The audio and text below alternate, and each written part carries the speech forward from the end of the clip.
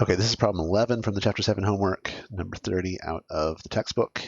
This is the one about gauge particles, and I just love this question. And it's going to require a bit of a digression to explain what's going on here, because this is not something we've talked about very much in class, but it is super interesting.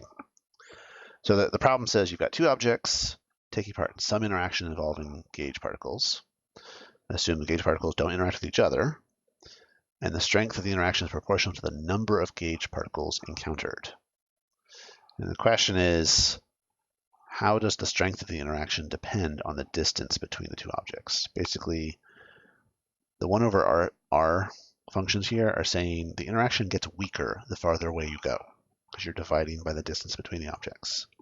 So does it get smaller by squaring the distance, by taking it to the 4th power, by the 1st power, or by the cube power? So this is basically, they're all saying the interaction will get weaker the farther away you get. And the question is, how much weaker will it get the farther away you get? Okay, let's talk about what the heck that means. What is a gauge particle, and what is going on here?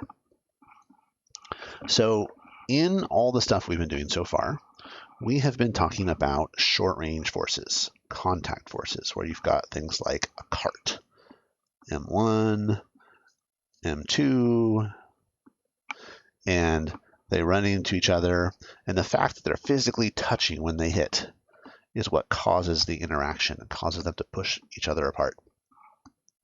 Or we've had things like springs pushing things apart. That's also really a short-range interaction.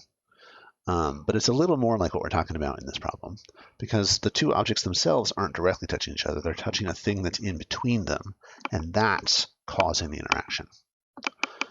So if you talk about long-range forces like the electric force or the gravitational force or the strong nuclear force, you're saying I have objects that don't need to be touching each other in order to interact.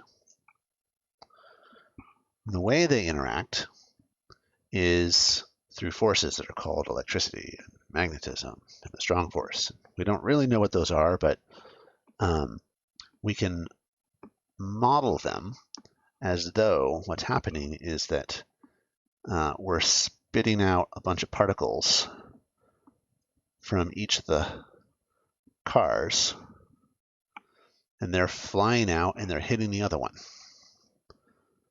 And that's what's causing the, say, if so the electric force, I had two electrons, one there and one there.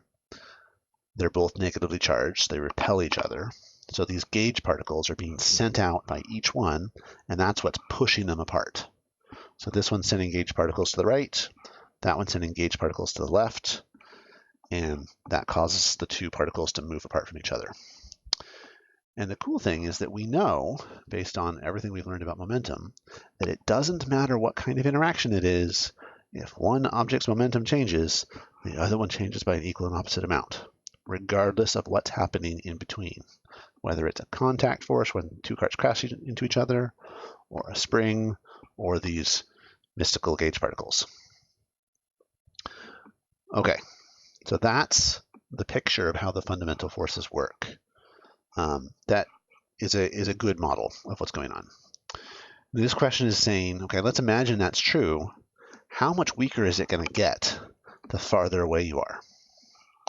Well, in this picture, what we're saying is the strength of the interaction you feel depends on how many of those gauge particles you encounter. So if I'm right here, and this guy is sending gauge particles out at me,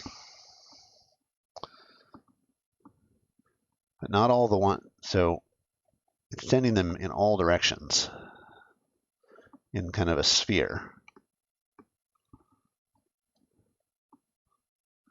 All directions. And it's honestly lots of them. The technical term is zillions. Zillions of these gauge particles are being sent out, and in all directions. And I count some number of them per second right now, and that tells me how strong the interaction is because I feel each one of them push me a little bit. Okay, well, what happens if I move farther away? Well, if I move farther away, then the same number of gauge particles that reach me at this distance away from the source have to now be spread out over a much bigger sphere. This is the key thing going on here. I have the same number of gauge particles that are being radiated away that have to hit things. The strength that I feel is determined by how many of them I encounter every second. But because they're being spread out over a bigger area, I have to feel fewer of them right here than I did right there. Well, how much fewer? Well, it has to do with the area that it's being spread over. So at this distance, right here, the area that it has to be spread out over is 4 pi r squared.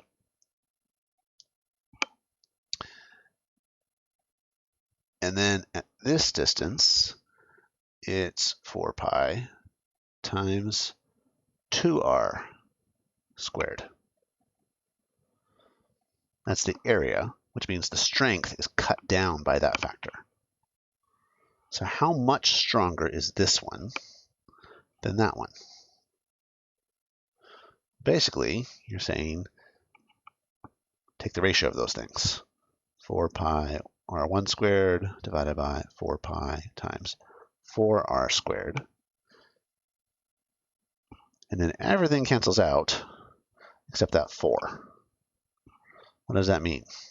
That means doubling the radius caused the number of gauge particles that I experience to get cut by 1/4.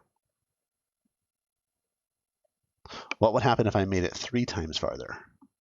If I change that to a 3, then that 4 changes into a 9.